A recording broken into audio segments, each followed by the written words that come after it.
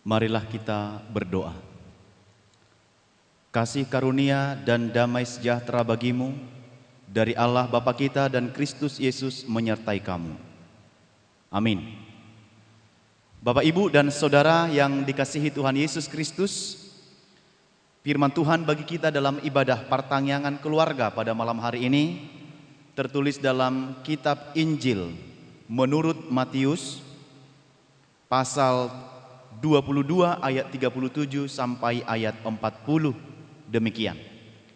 Jawab Yesus kepadanya, "Kasihilah Tuhan Allahmu dengan segenap hatimu dan dengan segenap jiwamu dan dengan segenap akal budimu.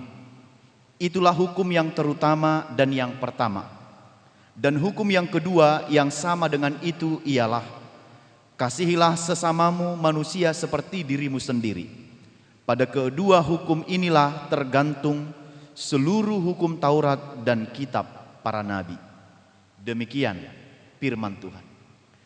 Bapak, Ibu, dan Saudara yang dikasihi Tuhan Yesus Kristus, kita yakin dan percaya mengatakan jika kita hidup sampai saat ini, kita hidup dari kasih. Kita menghidupi kehidupan kita yang sekarang ini adalah berkat kasih dari karunia Tuhan, penyertaan Tuhan, kebaikan Tuhan. Dan sejatinya hidup ini adalah tentang kasih. Tentang bagaimana mengasihi Tuhan dan bagaimana mengasihi sesama manusia. Bahkan dalam ajaran kita dan yang kita imani sebagai orang Kristen, kasih itu adalah pokok ajaran terpenting, utama dalam kehidupan beriman kita. Dan juga dalam kitab 1 Korintus pasal 13 ayat 1 sampai ayat yang berikut disampaikan, "Sekalipun aku dapat berkata-kata dengan semua bahasa manusia dan bahasa malaikat, sekalipun aku mempunyai karunia untuk bernubuat dan memiliki seluruh pengetahuan, dan sekalipun aku memiliki iman sempurna untuk memindahkan gunung, dan sekalipun aku membagi-bagikan segala sesuatu yang ada padaku, bahkan menyerahkan tubuhku untuk dibakar, tetapi jika aku tidak memiliki kasih, jika aku tidak mempunyai kasih, aku sama sekali tidak berguna, sama sekali tidak ada faedahnya." Itulah yang menjadi pokok firman Tuhan yang kita dengarkan pada malam hari ini, tentang bagaimana kita hidup di dalam kasih dan bagaimana kita menghidupi kasih Tuhan, kasih kita kepada Tuhan dan kepada sesama manusia.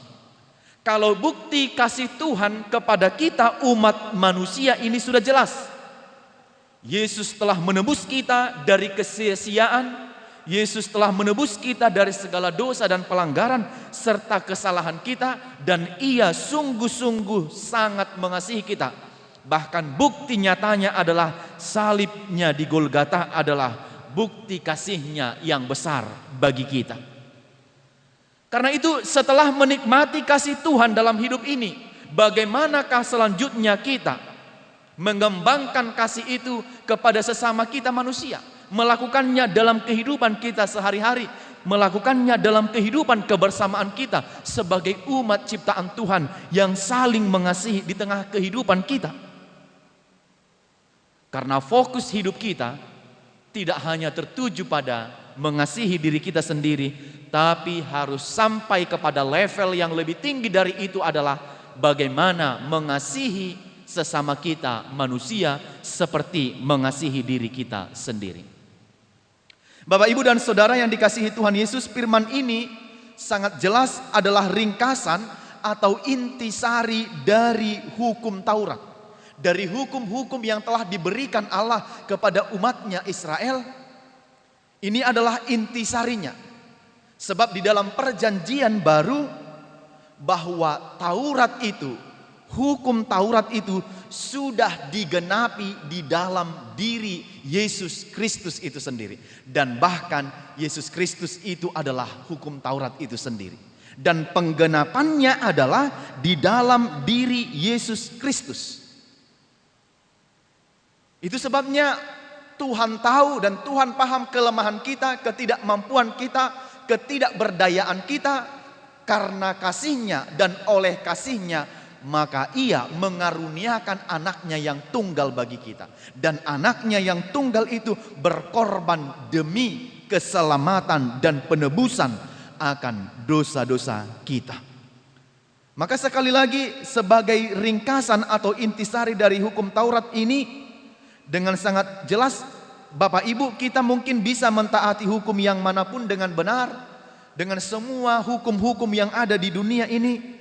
Kalau dalam diri kita tidak ada kasih kepada Tuhan, maka tidak mungkin kita akan dapat mematuhi segala hukum-hukum yang ditetapkan di dunia ini. Mungkin juga dari kita aktif dalam persekutuan-persekutuan di gereja, persekutuan-persekutuan kategorial, atau kegiatan-kegiatan peribadahan. Namun pertanyaannya, apakah kita mengasihi Allah?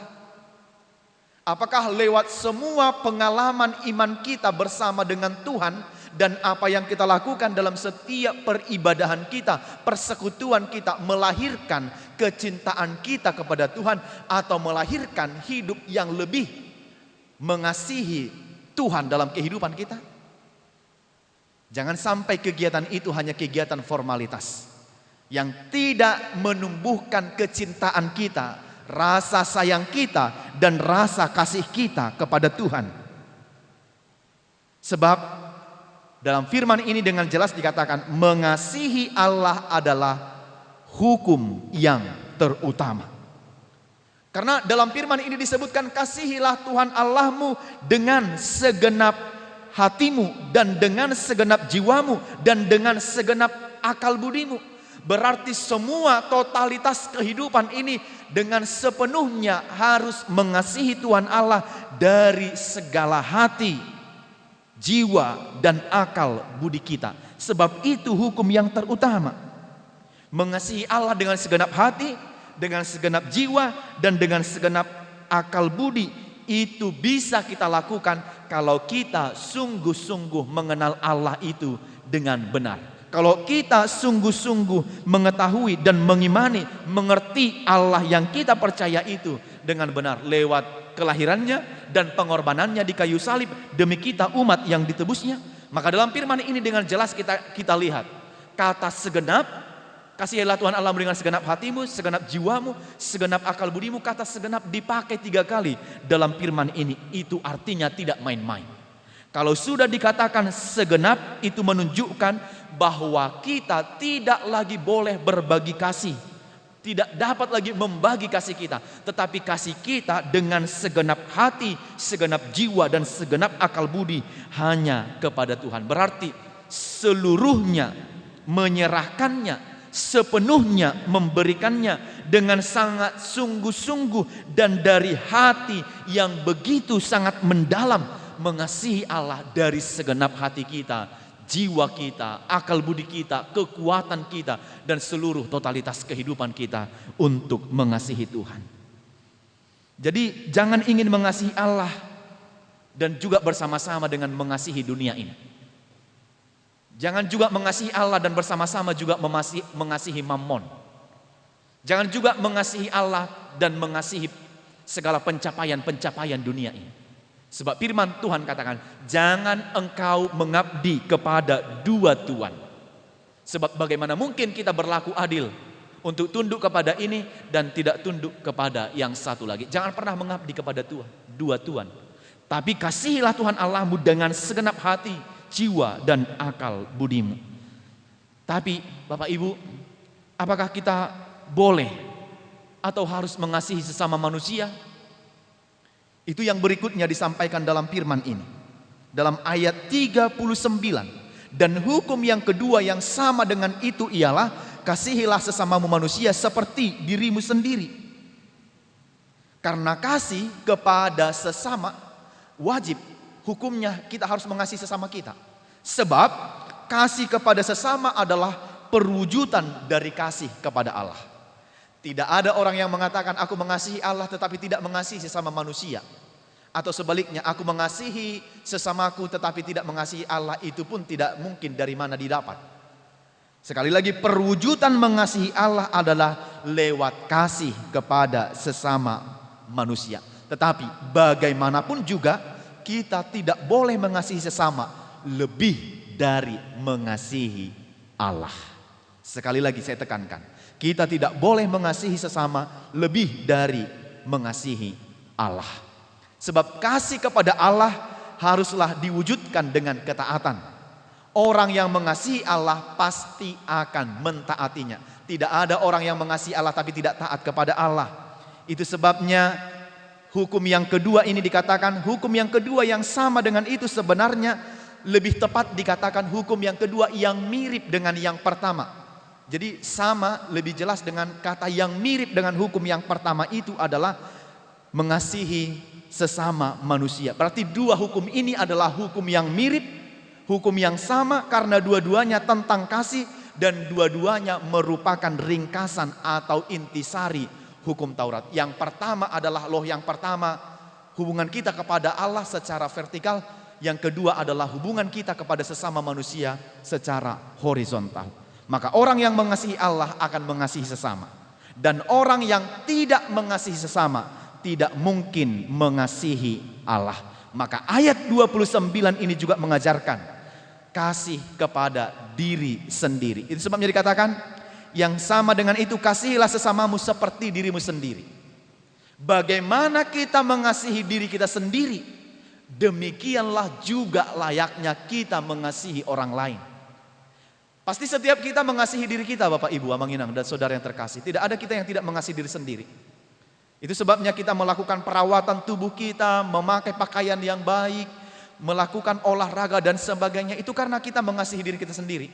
Kalau kita mengasihi diri kita sendiri sedemikian rupa, kalau kita mengasihi diri kita sedemikian baiknya, demikianlah juga kita mengasihi sesama kita. Sebab dikatakan, segala sesuatu yang engkau inginkan diperbuat oleh orang lain bagimu, perbuatlah juga demikian kepada mereka. Itulah isi seluruh hukum Taurat dan kitab para nabi. Boleh kita lihat nanti di Matius 7 ayat 12. Apa yang kau inginkan diperbuat orang lain bagimu, perbuatlah demikian. Karena itulah inti isi dari kitab para nabi dan hukum Taurat. Karena itu Bapak Ibu dan saudara yang terkasih, sebagaimana engkau mengasihi dirimu, demikianlah juga engkau mengasihi orang lain, mengasihi sesamamu. Karena itulah yang dikehendaki Allah darimu. Karena itu, apakah yang hendak disampaikan firman ini? Menurut firman ini, melalui firman ini, saya tekankan paling tidak kita belajar menghidupi 3 hal untuk mengasihi Allah dan mengasihi sesama kita manusia. Yang pertama adalah mengasihi Allah sebagai Allah kita. Kasihilah Tuhan Allahmu seperti milikmu sendiri. Perintah yang pertama dalam hukum Taurat adalah jelas dikatakan di situ, jangan ada Allah lain. Jangan ada padamu Allah lain selain dari Aku. Yang secara tidak langsung mau mengatakan kita harus memiliki Dia sebagai Allah kita, menjadikan Dia sebagai Allah milik kita. Ya, jangan kiranya kita menjadikan yang ada di dunia ini sebagai Allah. Hati-hati. Kalau kita sudah menjadikan yang di dunia ini sebagai Allah, maka kita akan menjadi korban yang berikutnya. Mengasihi Allah seperti milik kita sendiri adalah mengasihi Dia karena Ia milik kita, pencipta kita, pemilik kita dan penguasa kita. Karena itu kita harus bertingkah laku layaknya Dia milik kita dengan segala ketaatan kita kepadanya. Maka kita harus mengasihi Allah sebagaimana Dia sudah memperdamaikan, Dia sudah diperdamaikan dengan kita dan Dia sudah menjadi milik kita. Yang kedua, mengasihi Allah dengan segenap hati, segenap jiwa dan dengan segenap akal budi. Bapak Ibu, kasih kepada Allah haruslah dengan kasih yang tulus. Bukan hanya kata-kata manis di mulut saja, seperti yang mereka berkata mengasihi Allah, mengasihi Dia dengan segenap hatinya, tetapi mereka tidak hidup bersama-sama dengan Dia. Ini adalah omong kosong. Walaupun aku pintar berkata-kata, kalau aku tidak memiliki kasih, semua sekali lagi tidak ada faedahnya. Maka kasih itu haruslah kasih yang kuat, mengasihi Dia pada tingkat yang paling dalam, sebagaimana kita terus harus memuji Dia, begitu juga kita terus harus mengasihi Dia, menjadikan Dia sebagai andalan dalam kehidupan kita dengan segenap batin kita. Maka kasih kita harus unggul kepada Tuhan, mengasihi Dia dari segenap hati kita, kekuatan kita, mempersembahkan segala hidup kita kepadanya. Dan karena segenap kekuatan jiwa kita kerahkan kepadanya dan dibawa kepadanya, itulah yang disebut tadi sebagai hukum yang utama. Maka patuhlah kepada hukum yang utama dan terutama, itu mengasihi Allah dengan segenap hati, jiwa, dan akal budi. Yang ketiga, mengasihi sesama kita seperti diri kita sendiri adalah hukum yang utama yang kedua. Hukum ini Bapak Ibu sama dengan yang pertama, karena hukum ini juga didirikan di atas dan mengalir dari hukum yang pertama tadi. Karena itu kasihilah kasih yang benar kepada saudara kita, mereka yang bisa kita lihat merupakan contoh dan bukti kasih kita kepada Allah yang tidak kita lihat. Kalau kita tidak mengasihi sesama kita yang bisa kita lihat, bagaimana mungkin kita mengasihi Allah yang tidak bisa dilihat oleh mata kita sendiri? Karena itu perwujudan kasih kepada Allah, sekali lagi Allah, lewat mengasihi kita sesama kita manusia. Jadi jelas secara tersirat berarti Bapak Ibu, kita harus mengasihi sesama kita manusia sebagaimana kita mengasihi diri kita sendiri. Karena itu milikilah niat kasih sesama manusia, perbuat yang baik bagi semua orang, mengasihi mereka dengan segenap hati kita, bahkan menyangkal, harus mampu menyangkal diri kita demi kebaikan sesama kita. Bahkan di tingkat yang paling tinggi adalah sampai mengorbankan nyawa sekalipun. Walaupun ini adalah pekerjaan yang paling sulit kita lakukan.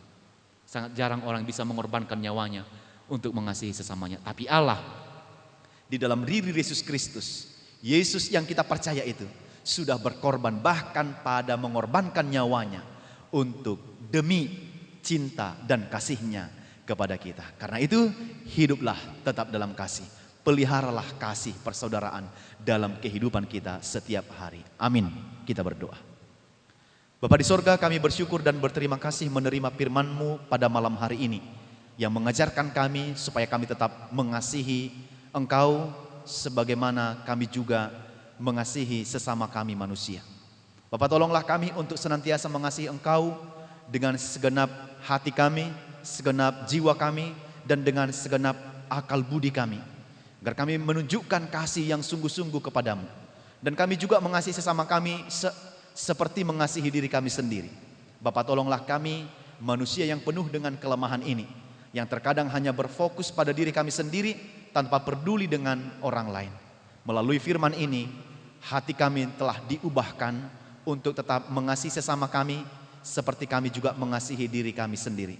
Sebagaimana kami menghendaki diperbuat oleh orang lain apa yang baik, demikianlah kiranya kami juga berbuat bagi orang-orang yang kami kasihi dan orang lain, siapapun itu dan dimanapun mereka berada. Berkatilah firman-Mu yang kami dengarkan, agar menjadi kekuatan kami untuk melakukan setiap pekerjaan baik dalam hidup kami. Kami hidup dalam kasih beserta dengan keluarga, saudara kami, dan orang-orang yang berada di sekitar kami. Terima kasih ya Tuhan, berkati semua jemaat-Mu yang beribadah dalam ibadah persekutuan pertanggihan keluarga malam hari ini. Biarlah melalui firman ini mereka dikuatkan dan diteguhkan untuk tetap hidup dan memelihara kasih persaudaraan. Terpuji nama-Mu, ampunkan dosa pelanggaran kami. Dalam Yesus Kristus kami berdoa dan bersyukur kepadamu. Amin.